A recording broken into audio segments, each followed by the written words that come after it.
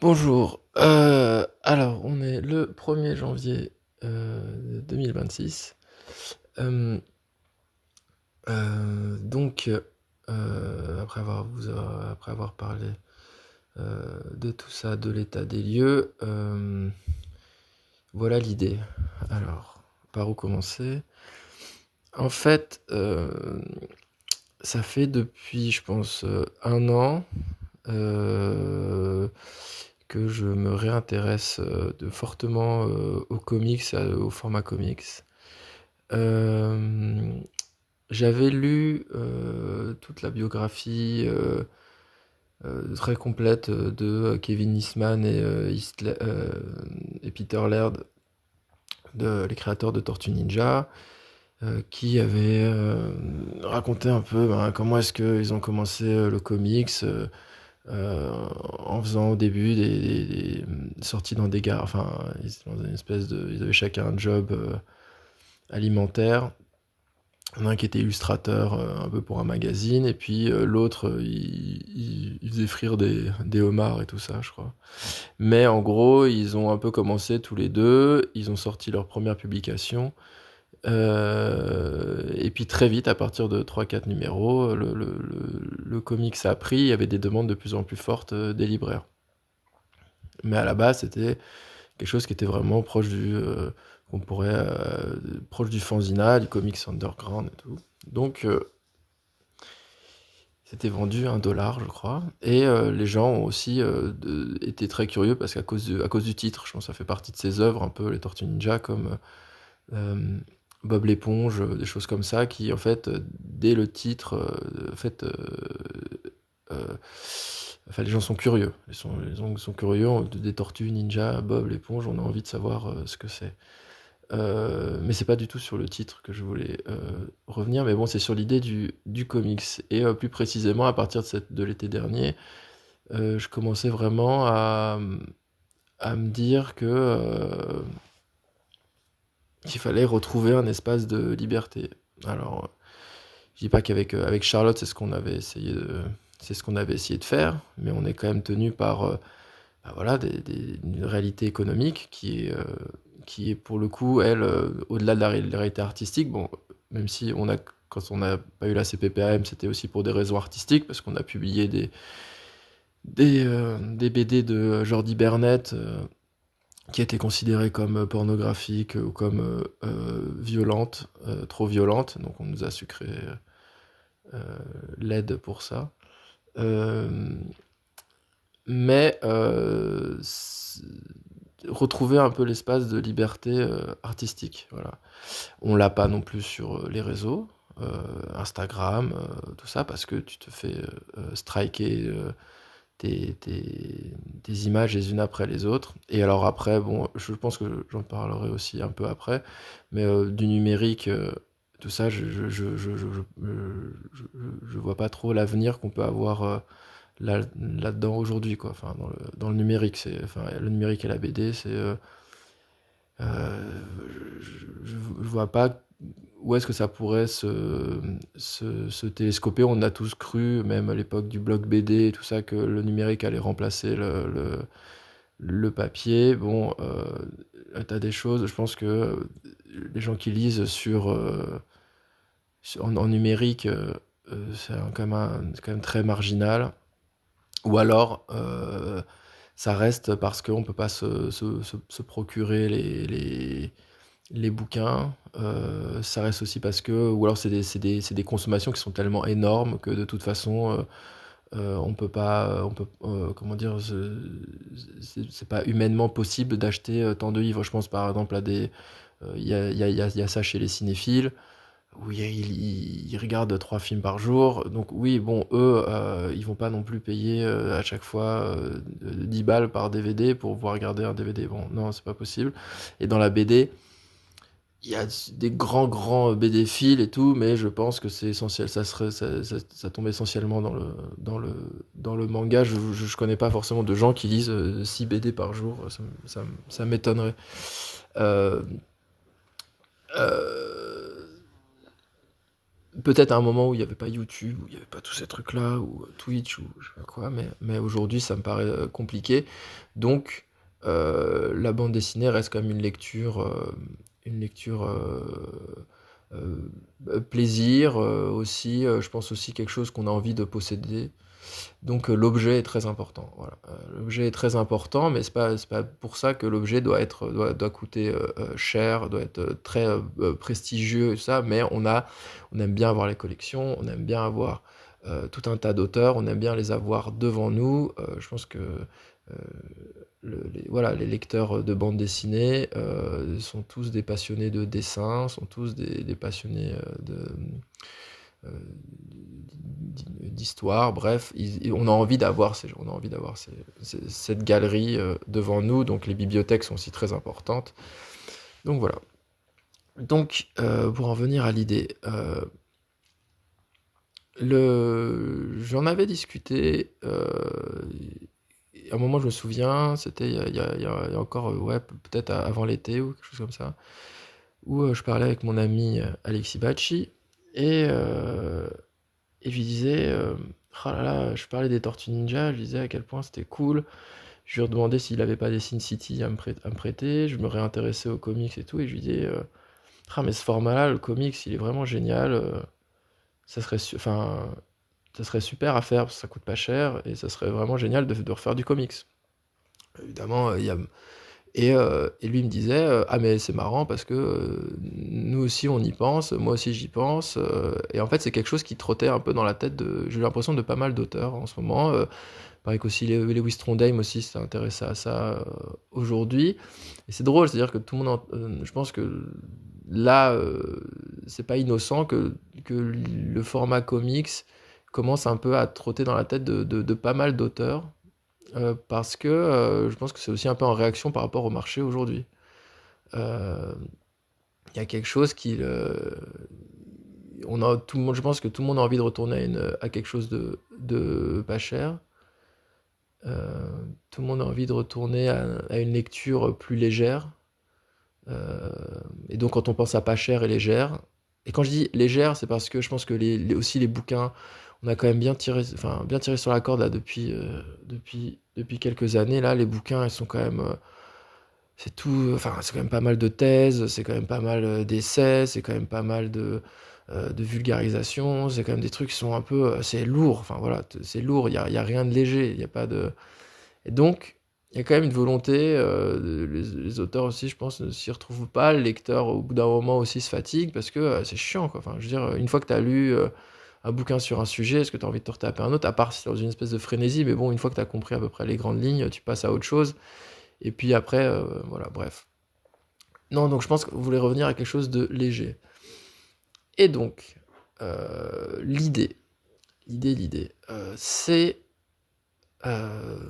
de publier, enfin comment dire, d'utiliser le comics comme outil de prépublication.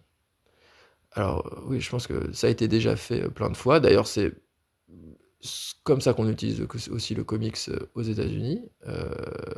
Après, on les recueille et on fait des intégrales, voilà. Mais j'ai l'impression que c'est pas non plus dans la forme, c'est pas non plus pensé comme une grande histoire. Voilà, j'ai l'impression que maintenant, soit on va direct penser au roman, comment dire, aux comics avec une grosse pagination. Je pense aux trucs euh, de Sean Murphy, enfin ouais, Murphy, tout ça. Enfin voilà, même du Walking Dead, des trucs dans le genre, où on devrait déjà penser à quelque chose des volumes déjà imposants à la fin, voilà, qui vont faire comme un peu des romans graphiques. Euh, mais utiliser le comics, donc je parle du format 32 pages. Euh, c'est 18 par 27, je crois, le format américain. 32 pages, donc c'est 28 pages à l'intérieur, 32 pages avec les couvertures. Euh, Aujourd'hui, qui doit coûter, je sais pas, je pense qu'aujourd'hui, on va acheter un comics américain en France, monde de l'import, ça doit être autour de 4-5 euros, je crois, quelque chose comme ça, ou peut-être 6 euros.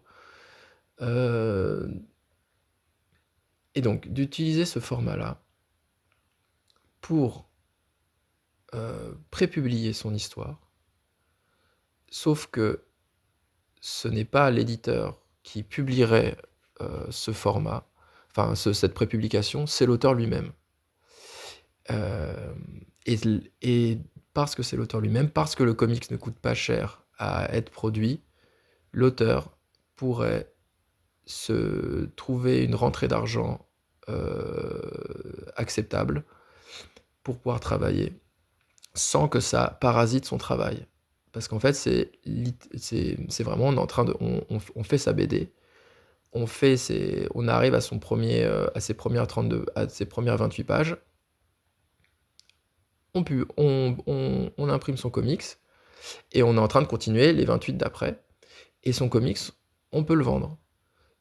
Et, et, et le vendre, je pense que ce n'est pas en passant par...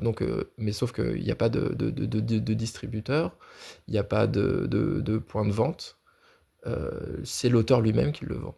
Alors il le vend, je sais pas, dans les salons, quand il se balade, il dédicace ses trucs, et puis à côté, il a sa petite pile de comics sur lequel il est en train genre son travail qui est en train d'avancer, ce qui fait que par exemple quelqu'un qui va en dédicace rencontre son auteur, et en fait il regarde à côté, il dit ah bah tiens là ça c'est le projet sur lequel je suis en train d'avancer, et il y a déjà un premier comics. Ah génial, ça coûte combien? Ça coûte 5 €, et puis tu te l'achètes. L'idée c'est quand une fois qu'on a fini toute son histoire, donc ça veut dire, je sais pas, moi je pense que dans mon idée, ce que je vais faire, c'est que mon premier projet ça s'appelle MySpace Identity, va se composer, on va dire, je pense, de 4 ou 5 volumes comics, donc de 28 pages. Donc ça fait, si j'en fais 5, ça fait 5 x 8, 40, ça fait 140 pages. Voilà. J'ai fait 140 pages. Une fois que j'ai mes 140 pages de fini, je peux aller voir un éditeur pour qu'il m'imprime mes 140 pages en relié, avec une édition convenable. J'aurai déjà amorti, moi, mon travail. Mon éditeur pourra me payer l'avance qui peut arriver à sortir, si on garde les avances d'aujourd'hui. Et donc, à ce moment-là, mon comics est fini. Et j'ai en plus de l'argent de l'avance sur droit. Alors, comment... c'est un peu confus, hein, mais vous allez me dire, ouais, genre, l'éditeur, il dit, si le truc a déjà été publié, ça m'intéresse pas. J'ai pas envie de le vendre parce que ça a déjà touché son public. Sauf que, non. En fait, quand on va publier le comics, quand l'auteur va imprimer son comics, il l'imprime, chaque volume a un tirage fixe. Ça peut être 300 exemplaires, 500 exemplaires, mais on va dire, on va pas dépasser 500 exemplaires, enfin, je sais pas, ou alors 750, ça dépend, voilà. Mais c'est peut-être quelque chose qui peut se concevoir avec l'éditeur direct. C'est dans les contrats, c'est dans la négociation. Sauf que le comics, vu que c'est quelque chose qui ne coûte pas cher à produire, un manga, ça coûte cher à imprimer quand même. Ça coûte plus cher qu'un comics. Un manga, ça coûte, même un manga, même si le papier il est pourri et tout ça, c'est des reliures, c'est des dos collés, c'est des jaquettes, c'est tout un bordel. Le comics, aujourd'hui, il coûte 1 €. Enfin, pour l'auteur. Je pense que pour un éditeur, ça coûte même pas 10 centimes, quoi, on va dire. Voilà. Sauf que 1 € revendu 5, ça fait 4 € dans la poche de l'auteur. C'est pas négligeable. Ça veut dire que sur un premier chapitre, au bout de 100 exemples, tu l'imprimes, donc sur un premier comics, tu l'imprimes à 500 exemplaires, tu vends 5 €. Ça veut dire qu'à 100 exemplaires, tu rembourses ton impression. Il te reste 400 copies de ton comics. Et sur les 400 copies, tu les vends 5 €, tu touches 2000 €. Donc tu as 2000 €. Ton chapitre, tes 32 pages, allez, tu les as fait en un mois quand même, hein, faut pas... Après, si tu fais un comics et que les 32 pages, il te faut 4 mois pour les faire, bon bah non, mais en fait ça, c'est pas le bon mode de travail. Donc là, on est sur 32 pages. Je pense que c'est largement faisable. Ça fait, allez, 1 page par jour tous les jours. Et si tu travailles bien, tu fais tes 2 pages par jour, en couleur ou en noir et blanc, je sais pas, comme tu veux. Hem, heu, donc voilà, en 15 jours, t'as tes planches finies et t'as ton premier chapitre. Et donc alors on dit: «Oui, mais bon, si, j'ai pas de point de vente, je fais pas de vente en ligne, je fais pas ces choses-là et tout». Enfin, j'ai rien quoi, voilà, à part juste me je sors, je vais en salon, je croise quelqu'un et je peux le vendre. Alors, l'idée c'est que, bah, oui, bah, tout seul, ça va être, moi c'est ce que je vais tester cette année. Voilà, moi je vais tester tout seul. Alors, bon, j'ai, la chance d'avoir un point, il y a la galerie, Galerie Mandjari, où je peux déposer mes comics, heu, qui est juste en dessous de mon atelier. Je peux déposer, mes comics à la galerie et puis parfois, bah, voilà, de toute façon, il y a aussi une partie de ma collecte de jouets, il y a tout un truc, bref, c'est là où avec qui je travaille. On peut, et là, je peux déposer les comics. Mais bon, il dit: «Voilà, faut que les gens qui s'intéressent à, mon travail, il faut qu'il tout le monde se déplace pour venir dans la galerie, pour acheter, le comics». Bon, alors ceux qui sont sur Paris, c'est cool. Ceux qui sont pas sur Paris, c'est un peu chiant. Bon, bah, moi après je pars du principe que je me dis: «Bon, ben, moi j'aime bien quand j'arrive dans une ville, regarder, ben, tiens, il y a quoi? Il y a un shop il y a un comic shop, il y a un truc de BD vintage et tout». Bah, je dis: «Voilà, bah, ça pourrait être un», les gens, il y a un bouche à oreille, on sait que, bah, quand on passe à Paris, on aime la BD, on passe à la galerie Mandjari et on va acheter les petits comics, voilà. Bon, je pense que il peut y avoir ça, le bouche à oreille. Mais bon, c'est pas, pas énormément de gens. Il y a beaucoup de gens qui me demandent, bah, pour l'instant, parce que là, j'ai déjà fait deux comics qui sont les Tortues Ninja. Mais bon, je peux pas vraiment les vendre. Mais bon, j'ai fait un petit tirage, hein, 300 exemplaires. Heu et ben, pour le coup, ils disent: «Ah, mais est-ce que on peut avoir des envois? Comment est-ce qu'on fait pour le procurer?» Et donc moi, je dis: «Il y a pas d'envoi, il y a rien. Moi, j'envoie rien du tout. La BD est là, j'ai dû en distribuer, peut-être une quarantaine, depuis le début». Voilà, j'avais pas grand-chose. Mais ça encore, mais ça c'est à part parce que je peux pas faire de publicité, je peux rien faire dessus. Par contre, là pour mon prochain comics, là pour le MySpace, Identity, là je vais pouvoir un peu en parler. Donc ça prendra pas forcément trop de temps, on fait une photo, on peut le mettre sur un réseau social en disant: «Voilà, le truc est sorti», voilà.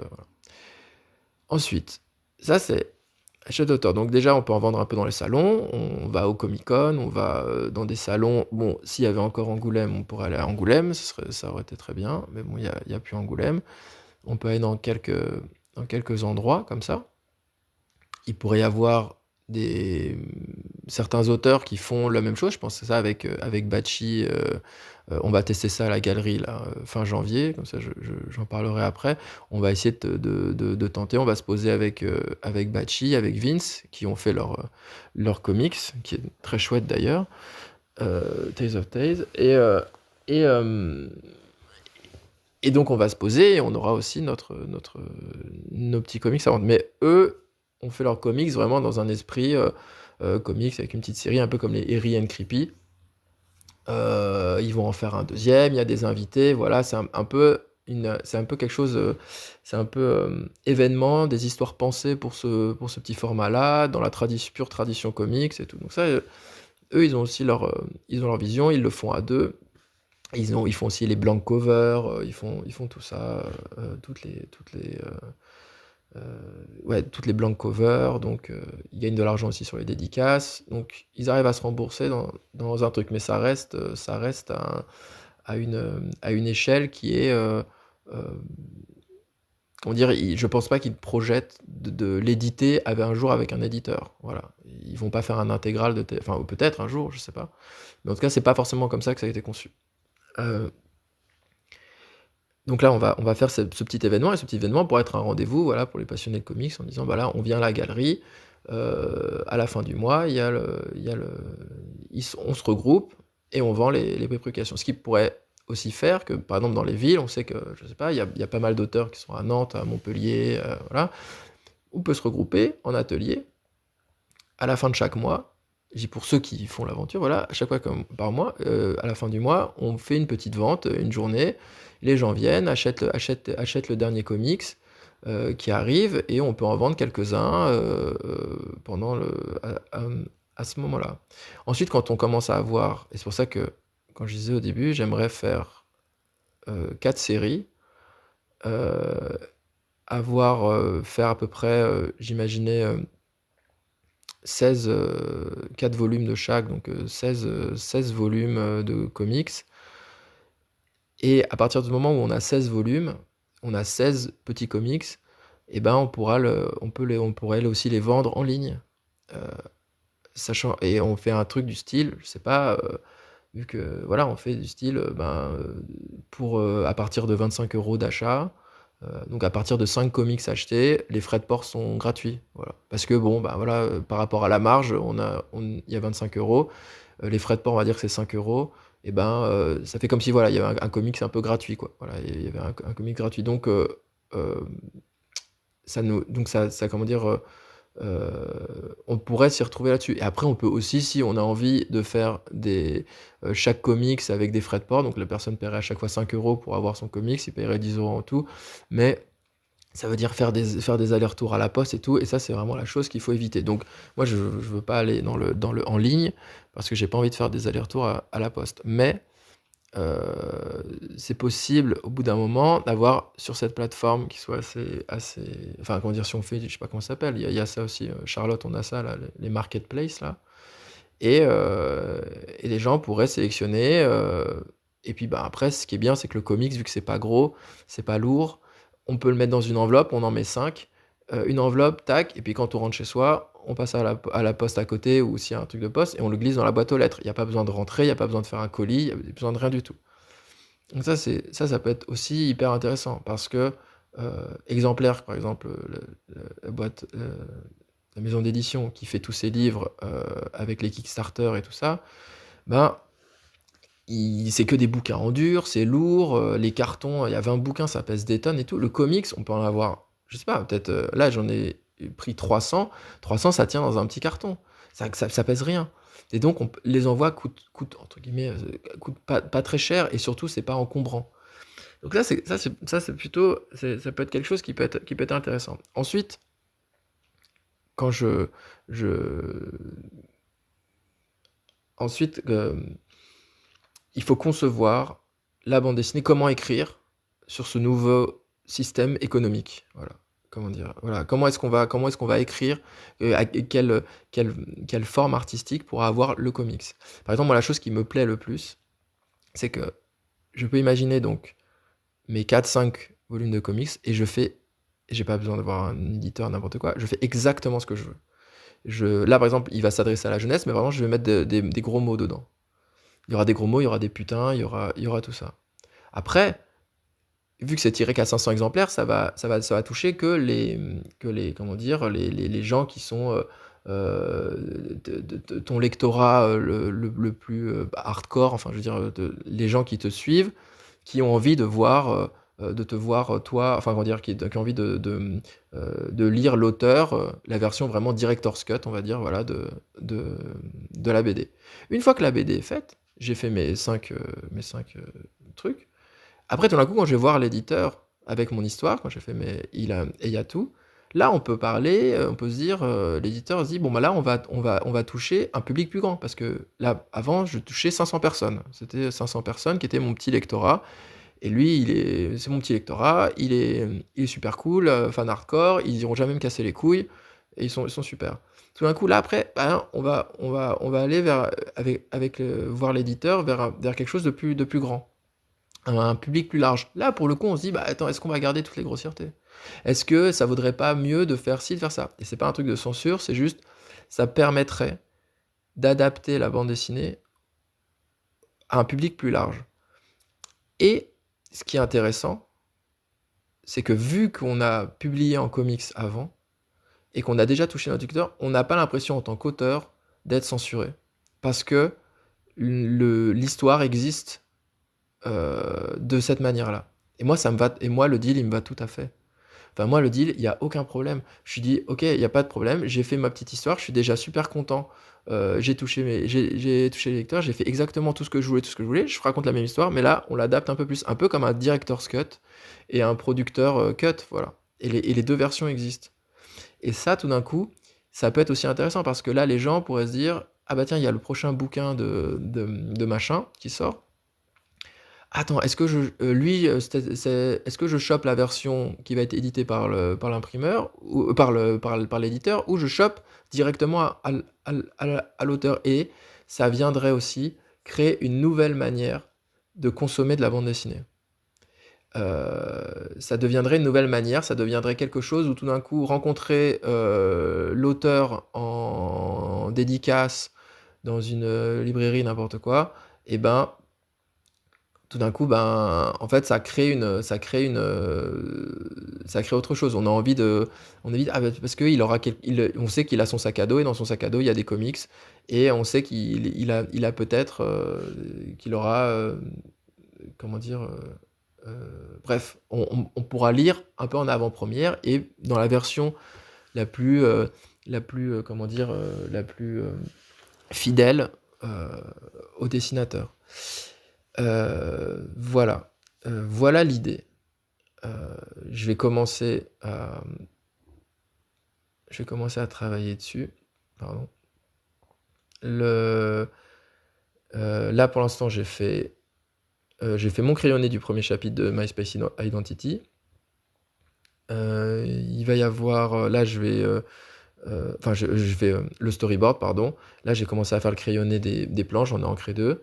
Je pense que c'est tout à fait faisable de faire, 2 planches par jour, je pense que c'est gérable. Donc j'espère le finir, là, en rentrant. Il va y avoir fin des vacances, la rentrée scolaire et tout ça.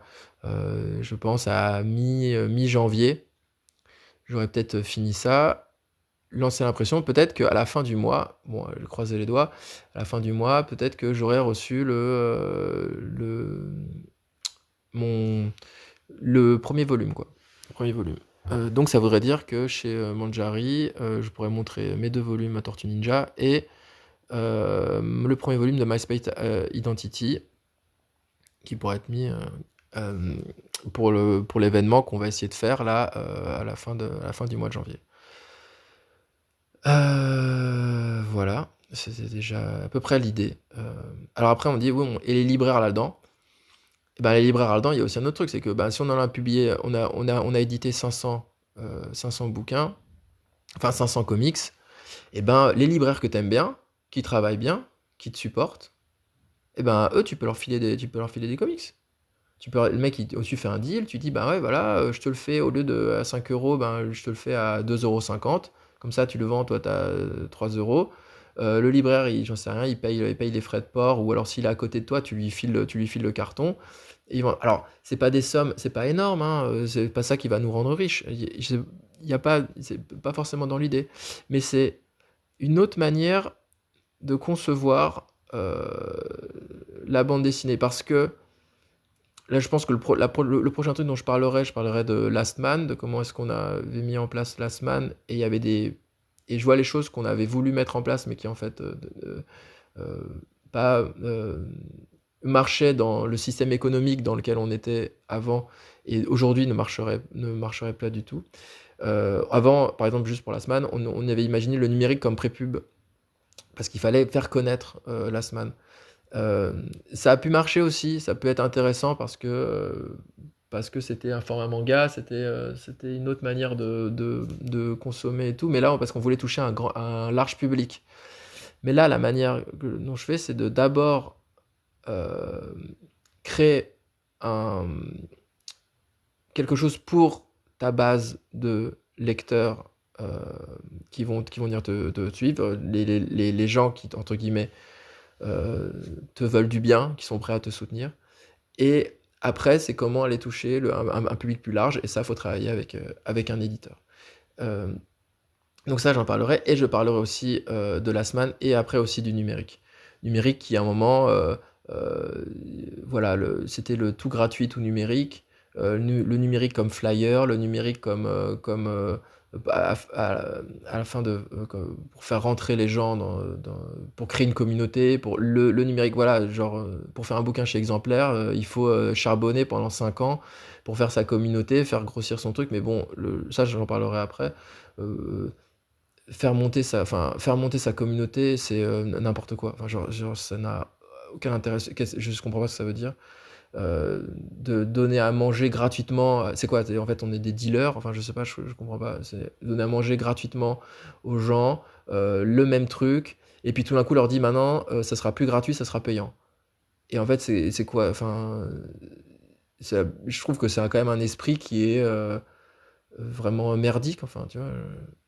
Je sais pas, je trouve que c'est pas très moral, enfin, voilà, de faire ce genre de choses-là. Par contre, que ce soit payant dès le début, de faire venir aussi ta communauté, et pour te faire connaître aussi, d'avoir un travail artistique qui soit respecté, quoi. Et les gens, je pense qu'il y a pas de problème, hein. Je pense pas qu'il y ait besoin de convaincre les gens en leur disant, «Viens, viens, c'est gratuit, viens voir, c'est gratuit, sinon tu viendrais pas». Bah non, en fait, les gens, ils viennent, même si c'est payant, ils viennent, ils ont envie de lire des bonnes histoires, ils ont un style qu'ils aiment et tout, ben, on paye, il y a pas de problème. Il y a pas besoin d'essais, de preuves d'essais. Et puis ensuite, après, il y a d'autres trucs, hein. Il y a plein de gens je pense qu'il y a plein de gens qui sont, euh, des, des fans, comment dire, des fans de mes bouquins ou de choses comme ça, mais qui ont tout lu en bibliothèque, qui ont tout lu en scan et tout. Mais bon, après, ça, ils se démerdent, d'autres systèmes. Mais je pense que pour la bande dessinée, vu que les gens qui lisent sont aussi un peu des passionnés, et je parle vraiment à chaque fois de ces 500 personnes, quoi, des 500 comics qu'on pourrait faire pour chaque chapitre, et ben eux, ils sont prêts. Je pense qu'ils sont vendus, ils peuvent être vendus, il n'y a pas de problème. Et les gens, un truc comme ça, je vois, alors vous allez me dire, pardon, je suis peut-être un peu long, mais ah oui, bah, ça se rapproche vachement. Bah oui, mais en fait, c'est du fanzina, quoi. C'est le fanzina, t'es posé, t'as tes petits fanzines devant, et t'attends que quelqu'un vienne te l'acheter, et peut-être t'attends aussi qu'un éditeur arrive et, miracle, tombe amoureux de ton fanzine et te dise, mais c'est super, on va faire un grand bouquin avec ça. Mais mais là, moi, mais là, ça m'intéresse beaucoup moins, parce que c'est l'histoire de contes de fées. Voilà, on va tout mettre ensemble et puis on va faire un grand bouquin. Ou alors, j'ai vu ce que tu étais capable de faire et je vais te faire travailler sur un autre bouquin. Là, c'est de penser le livre et le chapitrer en comics pour quand même une publication à la fin d'un livre qui serait d'une histoire entière, d'une histoire de 150 pages.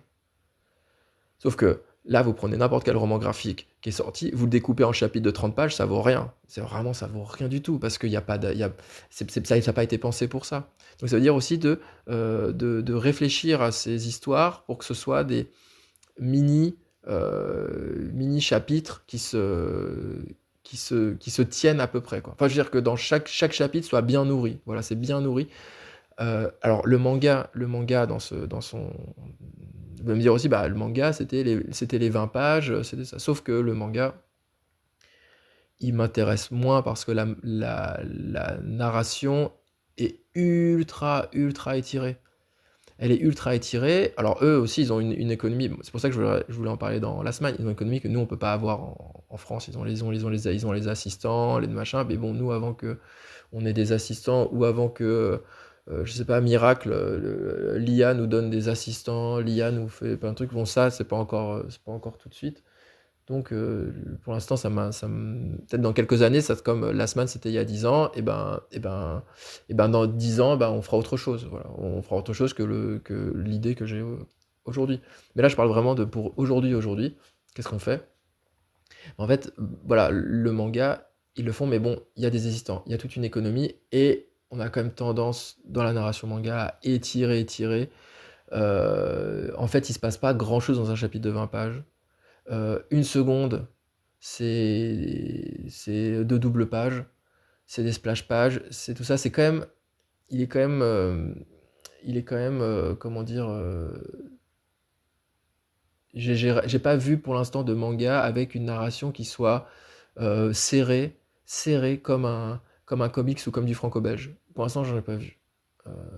Alors peut-être que si, il y a les Tezuka, peut-être un peu de l'époque, qui étaient quand même assez serrés. Mais voilà, on est quand même aujourd'hui dans un truc qui est plus proche, une bulle, un personnage par case. Voilà. C'est pas, il n'y a pas les Schtroumpfs en manga. Voilà. Il y a pas 25 personnages avec 25 bulles et tu restes pendant 3 heures à lire. Alors peut-être qu'il y en a, hein, je sais pas, parce que je suis pas un grand lecteur de manga, mais j'ai pas l'impression que c'est ça. Après, le manga, c'est aussi du noir et blanc. Il y a pas la couleur. Là, le comics, là, je pense que si on fait ça, il faut faire enfin, si on fait ce genre de choses-là, il faut faire de la couleur. Donc il faut faire 2 pages ancrées en couleur par jour.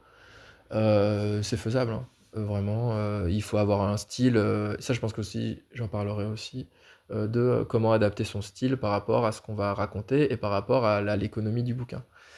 Voilà, quel choix il faut faire et tout ça. Donc voilà pour l'idée. On était le 1er janvier. Et puis, je pense que les prochaines fois, bah, je continuerai à vous parler de ça. À plus.